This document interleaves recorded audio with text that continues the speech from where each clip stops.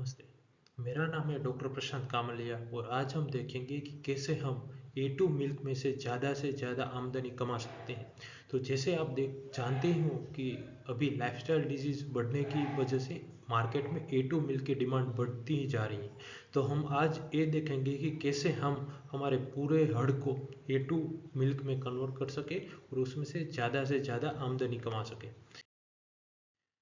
तो इसके पहले हमें ये जानना जरूरी है कि A1 और A2 मिल्क होता क्या है। तो according to the journal of food engineering, milk में प्रोटीन रहता है और प्रोटीन में और ज़्यादा बहुत ही ज़्यादा अमाउंट में अलग अलग तरह के कंपोनेंट रहते हैं। उसमें A1 केसिन रहता है, B1 केसिन रहता है और हमारे लिए अभी जो इम्पोर्टेंट है वो है बीटा केसिन। तो उसमें भी बीटा केसिन में भी अभी जो A1 मिल्क रहता है उसमें A1 बीटा केसिन रहता है और A2 मिल्क में A2 बीटा केसिन रहता है। तो इन दोनों में डिफरेंस सिर्फ एक ही पोजीशन का है, वो है 67 अमाइनो एसिड। जो A1 बीटा केसिन है उसमें 67 पोजीशन पे बीटा कैसोमोर्फिन रहता है और जो A2 मिल्क है उसमें 67 पोजीशन पे प्रोलीन अमाइनो एसिड रहता है। तो जो A1 बीटा केसिन है उसमें बीटा कैसोमोर्फिन होने की वजह से जो बीटा कैसोमोर्फिन है वही पूरी जो A1 मिल्क को सब्सटेंशियल क्वालिटी का बनाता है according to the food journal of food engineering. तो ये उसमें जो मेन डिफरेंस है वो है। तो अभी हमने ये देखा कि A1 और A2 में डिफरेंस तो है। तो according to the many researcher A1 milk is more healthier than A1।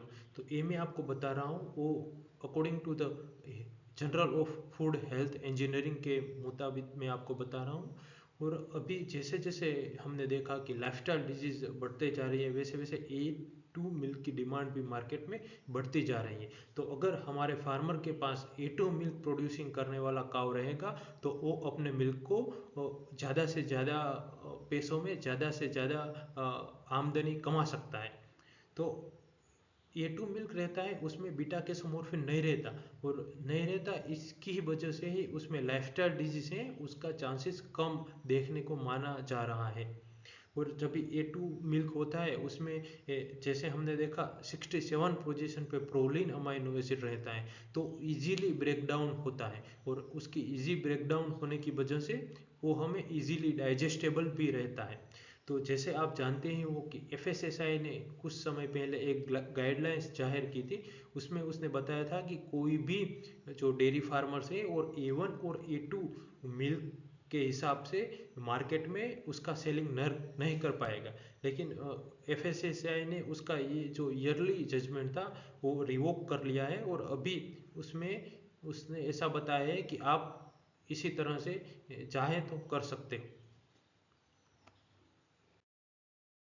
तो जो अभी हमने देखा कि A1 मिल्क में बीटा कैसोमोर्फिन रहता है। तो A1 मिल्क में बीटा कैसोमोर्फिन होने की वजह से उसमें हमें टाइप 1 डायबिटीज़ के चांसेस ज़्यादा देखने को मिलते हैं और GIT डिसऑर्डर भी हमें ज़्यादा देखने को मिलते हैं। उसमें कॉन्स्टिपेशन हो गया, डायरिया हो गया और A1 मिल्क कंजप्शन करने वाले लोगों में हमें हार्ट डिजीज़ भी ज़्यादा देखने को मिलता है according to the A1 and A2 milk and their effect on human health journal. और A1 मिल्क ऑटिज्म में भी बड़ा योगदान देता है ऐसा देखने में आया है। तो ये जो हमने देखा है ये है negative effect of particular A1 milk. तो अभी हम ये देखेंगे तो अभी हम ये देखेंगे कि हमने ये तो देखा कि A1 मिल्क है तो सब्सटेंशियल क्वालिटी का माना जाता है और A2 मिल्क है उसके बहुत ही ज़्यादा बेनिफिट हैं।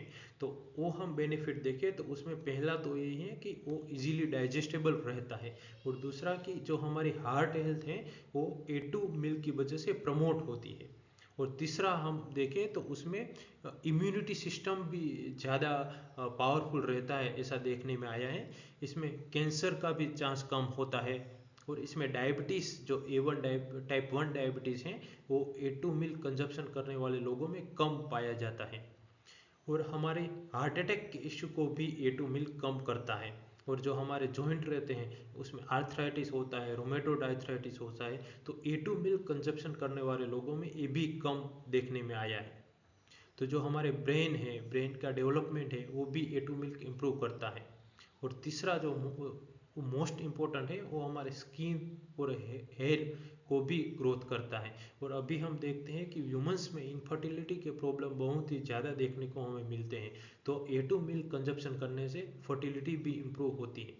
और जो हमारा है कि जो ओमेगा 3 है वो भी इसमें A2 मिल्क में रिच होता है, तो उसी वजह से जो हमारे स्किन है वो भी हमें एकदम हेल्थी देखने को मिल सकती है।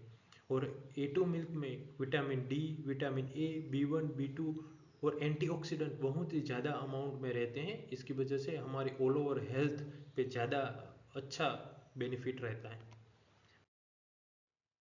तो अभी तो हमने देखा कि A2 मिल्क बेटर है, तो क्या हम हमारे हर्ट्स में A2 मिल्क वाली गाय को इंट्रोड्यूस कर सकते हैं? तो यस। तो हमारे पास ABS में पूरी शायर डायरेक्टरी में आपको A2 मिल्क वाले एनिमल्स चाहिए, तो आपको जहाँ भी ऐसा A2 मिल्क वाला लोगो मिले तो वो A2 एनिमल्स हैं। आप इस बुल को चूज कर सकते हो और अपने फीमेल्स, अपने जो भी कैटल्स हैं उसमें इसका टीका लगवा के आप A2 एनिमल्स आराम से गेन कर सकते हो। तो इसमें एक ये भी क्वेश्चन आता है कि हमारे पास अगर A1 एनिमल है तो क्या हम उसे A2 बुल का सीमेन लगाएंगे तो उसमें A2 आएगा? तो उसमें अगर आपके पास A1 एनिमल है तो उसमें according to the genetic makeup आपको प्योर A2 एनिमल्स नहीं मिलेगा। अगर आपके पास A2 एनिमल्स है तो उसमें आप A2 बुल का सीमेन लगाएंगे तो आपको अच्छे से अच्छा A2 एनिमल्स मिलेगा। तो अभी आपको मैं जो सजेस्ट करने जा रहा हूँ वो है अरमाड़ा। अगर आप अरमाड़ा का सीमेंट लगाते हो तो आपको A2 एनिमल्स तो मिलेगा ही मिलेगा, लेकिन आपको उसमें काविंग ईज का भी बेनिफिट मिलेगा, क्योंकि जो हमारा अरमाड़ा बुल है वो काविंग ईज के लिए जाना जाता है। और अगर आप उसका सेक्सेल सीमेंट यूज़ करोगे तो आपको 19% बछड़ियाँ ही होगी, तो उसमें से आपको आप अपने जेनेटिक प्रोग्रेस को और ज़्यादा फास्ट फॉरवर्ड कर सकते हो। और अरमाड़ा है, अरमाड़ा और स्पाइक दोनों आपके मिल्क को बढ़ाएगा, आपको फैट को बढ़ाएगा, और आपके एनिमल्स में मोर एसएनएफ यानी एसएनएफ, फैट और मिल्क तीनों को बढ़ाने में अरमाड़ा और स्पाइक बहुत ही बड़ा रोल प्ले करता है। और अगर आप स्पाइक चूज करते हो तो स्पाइक में आपको A2 एनिमल्स का फ़ायदा तो मिलेगा ही मिलेगा, लेकिन उसमें आपको ट्रांजिशन राइट का भी बेनिफिट मिलेगा, जिस तरह से आपके जो भी ट्रांजिशन प्रॉब्लम है आपके एनिमल्स में वो कम से कम हो जाएगी। तो thank you, and if you have any query please drop your comment in the comment box. Thank you.